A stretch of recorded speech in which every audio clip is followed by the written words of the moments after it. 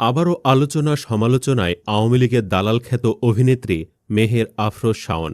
আবারও তার বিরুদ্ধে দেশবিরোধী কর্মকাণ্ডের অভিযোগ উঠেছে। মামলা হয়েছে সন্ত্রাসবিরোধী আইনে। তার বিরুদ্ধে কার্যক্রম নিষিদ্ধ আওয়ামী লীগের সন্ত্রাসী কার্যক্রমে উস্কানি এবং জুলাই গণঅভ্যুত্থান নিয়ে কটূক্তির মাধ্যমে রাষ্ট্রের স্থিতিশীলতা নষ্ট করার ষড়যন্ত্রের অভিযোগ করা হয়েছে। এর আগেও সে আওয়ামী লীগের গোপন মিটিংয়ে অংশ নিয়েছিল। সবসময় তো ইসলামের বিপক্ষে লেগেই থাকে। এছাড়া নানান সময়ে প্রেম পরকীয়াসহ নিজ বাবাকে নির্যাতনের মতো কাণ্ড ঘটিয়েছে সে। এসবের বিস্তারিত থাকছে ভিডিওটিতে। এছাড়া হাসিনার দোসর হয়েও শাওন কিভাবে মুক্ত বাতাসে ঘুরে তার খুঁটির জোর জানতে ভিডিওটি পুরোটা দেখুন। বাংলাদেশের চলচ্চিত্র ও সঙ্গীত জগতের এক পরিচিত মুখ মেহের আফরোজ শাওন, যিনি আবার হুমায়ূন আহমেদের পিচ্চি বউ হিসেবেও পরিচিত ছিল। একটা লম্বা সময় ধরে তার ব্যক্তিগত জীবন, রাজনৈতিক মন্তব্য এবং নতুন কাজের সূত্রে নানা কারণে আলোচনার কেন্দ্রে রয়েছে। সব ছাপিয়ে সম্প্রতি তার বিরুদ্ধে আবারও মামলা হয়েছে। তবে তাকে যেভাবে সন্ত্রাস বিরোধী আইনের মামলায় আসামি করা হয়েছে, সে ধরনের কোনো কাজ করেনি বলে দাবি করেছে সে। বিবিসি বাংলাকে বলে, আমি শুনেছি যে সন্ত্রাস বিরোধী আইনে মামলা হয়েছে। সে জানায়, এখন সন্ত্রাস বিষয়টি দিনের আলোর মতো স্পষ্ট। কাজেই সন্ত্রাস বিরোধী আইনে মামলা হওয়ার মতো কিছু করেছি বলে মনে করি না। আমি নিশ্চিত সন্ত্রাস বিরোধী আইনে মামলা হওয়ার মতো কোনো কিছু করিনি আমি। এসব অভিযোগ অস্বীকার করেছে অভিনেত্রী শাওন। সে বলে, আমি আমার কিছু মত প্রকাশ করেছি, যা কোনো দলের পক্ষে বা বিপক্ষে যায় না। এ পর্যন্ত কোনো দলের নাম বা নেতার নাম ব্যবহার করে কখনো কিছু লিখিনি, হোক পক্ষে বা বিপক্ষে। শাওন জানায়, আমি কোনো রাজনৈতিক বিশ্লেষক নই, দেশের সাধারণ একজন নাগরিক। আর একজন নাগরিকের জায়গা থেকে যখন আমার কষ্ট লেগেছে, খটকা লেগেছে, আমার কাছে যখন মনে হয়েছে জিনিসটি হওয়া ঠিক হয়নি, তখন সেই মতামত প্রকাশ করেছি। আরও বলে, সে ৭১ থেকে কি চেয়েছি আমরা? আসলে মত প্রকাশ করতে চেয়েছি। ২৪শে জুলাইতেও যে কথাটি বলা হয়েছিল, সেটি হচ্ছে বাক স্বাধীনতা। আর এখন যদি একদম সাধারণ মত প্রকাশে মামলা করতে হয়, মামলা করলে যদি গ্রেফতারের ভয় থাকে, তাহলে সেই বাক স্বাধীনতা কোথায় গেল? একে বলে ভূতের মুখে রাম রাম। এই নষ্টা নারী যেখানে সারা জীবন আওয়ামী লীগের দালালি করে গেছে, সে নাকি বাক স্বাধীনতা চেয়েছে। বাক স্বাধীনতার নামে সে হাসিনার দালালি করবে, আর সরকার তাকে কিছু বলবে না? এটা হয় নাকি? অনেকে বলছেন, আমরা বাক স্বাধীনতায় বিশ্বাসী। তোমারও বাক স্বাধীনতা থাকা দরকার, তবে তা পলকের মতো। পলক দেখো কি সুন্দর প্রিজন ভ্যানে বসে জাতীয় সঙ্গীত গাইছে, স্লোগান দিচ্ছে। আমরা চাই তুমিও প্রিজন ভ্যানে বসে বাক স্বাধীনতার চর্চা করো। মত প্রকাশ আর মানুষকে হত্যাযোগ্য করে তোলা এক নয়। মত প্রকাশের স্বাধীনতা মানে বিদ্বেষ ছড়ানো নয়। মত প্রকাশ মানে আমাদের জুলাই বিপ্লবীদেরকে হত্যার চেষ্টায় বুনো উল্লাস করা নয়। এই মহিলা সেই কাজগুলি করেছে।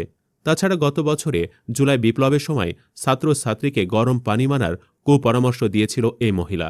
সুতরাং সে অপরাধী। খুঁজলে নিশ্চিতভাবে অর্থনৈতিক দুর্নীতির প্রমাণ পাওয়া যাবে। তাই ওর মতো নারীর বাক স্বাধীনতার দরকার নেই বলে মত নেটিজেনদের। কারণ সে বাক স্বাধীনতা পেয়ে আল্লামা সাঈদী সাহেবকে নিয়েও নোংরামি করেছিল।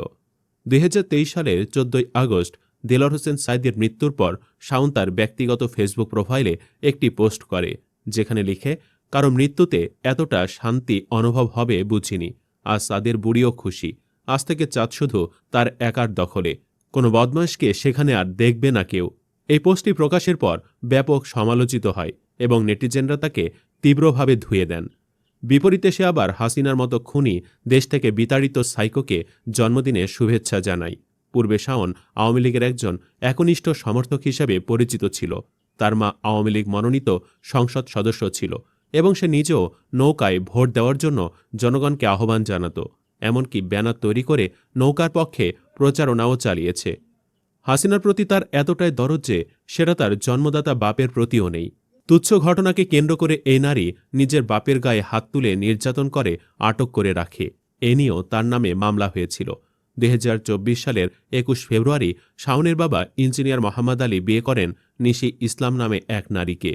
এ খবর জানাজানি হলে ওই বছরের ৪ মার্চ শাওন, তার বোন সিনজন, সেজুতি, সিনজনের স্বামী সাব্বির ও পুলিশের এডিসি নাজমুল ইসলাম ভুক্তভোগী নিশির বাড়িতে যান।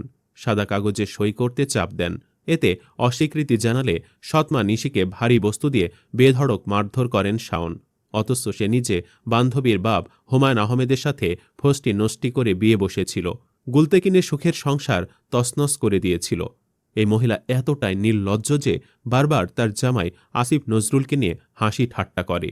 কিছুদিন আগেও আসিফ নজরুল যখন শেখ হাসিনার শাসনকে ১৯৭১ সালের পাকিস্তানি বাহিনীর বর্বরতার সঙ্গে তুলনা করে মন্তব্য করেন, তখন শাওন ফেসবুকে লিখেন, হ্যাঁ, ১৯৭১ সালে পাকিস্তানিরা কিছুই করেনি, আপনার দাদা শ্বশুর এমনিতেই ঠাডা পইরা মরছে। এর সঙ্গে তিনি আসিফ নজরুলকে তুই রাজাকার বলেও ট্যাগ করেন, যা ব্যাপক বিতর্কের জন্ম দেয়। আন্তর্জাতিক খ্যাতিসম্পন্ন আলোকচিত্রী শহীদুল আলমকে নিয়েও শাওন ব্যঙ্গ করেছে। শহীদুল আলমের কয়েকটি ছবি পোস্ট করে তিনি গানটির একটি লাইন লিখে তার পরিস্থিতিকে ইঙ্গিত করে। এরপর আরও লেখে যে শহীদুল আলমের এই আছি এই নেই ধরনের কথা তার কাছে বোধগম্য নয়, যা নেটিজেনদের মধ্যে তাকে আরও সমালোচিত করে তোলে। প্রধান উপদেষ্টার প্রেস সচিব শফিকুল আলম যখন কয়েকজন সাংবাদিকের সঙ্গে কথা বলছিলেন, সে ভিডিও নিয়ে শাওন মন্তব্য করে যে ৫ জন সাংবাদিক প্রয়োজন ছিল, তবে প্রেস উইংয়ের বদলে সোশ্যাল মিডিয়া উইং হলে আরও ভালো হতো।